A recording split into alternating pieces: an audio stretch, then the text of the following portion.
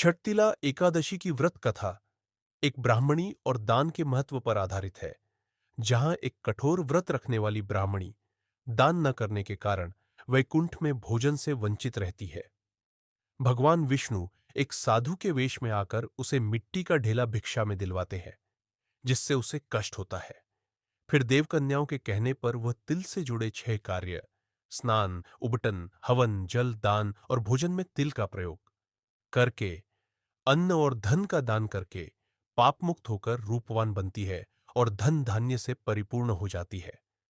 आइए मैं आपको षटतिला एकादशी की पूरी व्रत कथा सुनाता हूं। एक समय की बात है।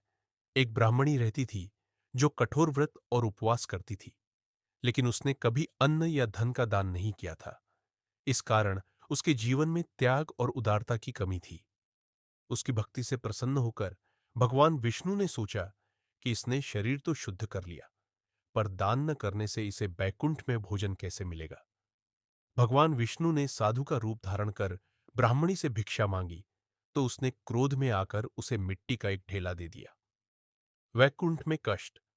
ब्राह्मणी के मरने के बाद जब वह बैकुंठ पहुंची, तो उसे रहने के लिए झोपड़ी और आम का पेड़ तो मिला, लेकिन भोजन नहीं मिला, जिसके कारण उसे कष्ट हुआ। तब देवकन्याओं ने उसे षटतिला एकादशी का महत्व बताया और कहा कि तिल से स्नान, उबटन, हवन, जल, दान और भोजन में तिल का प्रयोग करने से यह एकादशी षटतिला कहलाती है और सभी पापों का नाश करती है। यह कथा बताते हुए उन्होंने उसे व्रत का विधान समझाया। ब्राह्मणी ने देवकन्याओं के कहे अनुसार षटतिला एकादशी का व्रत, पूजन और दान किया, जिससे वह अत्यंत रूपवान हो गई और उसका महल अन्न धन से भर गया, जिससे उसे सभी कष्टों से मुक्ति मिली।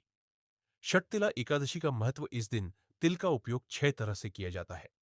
तिल से स्नान, तिल का उपटन, तिल से हवन, तिल का जल पीना, तिल का दान और तिल का भोजन। यह एकादशी दरिद्रता और दुर्भाग्य का नाश करती है और मनुष्य को पाप मुक्त करती है, जिससे उसे विष्णु लोक की प्राप्ति होती है। ऐसी ही कहानी सुनने के लिए हमारी चैनल को सब्सक्राइब कीजिए और बेल आइकॉन को दबाएं। धन्यवाद।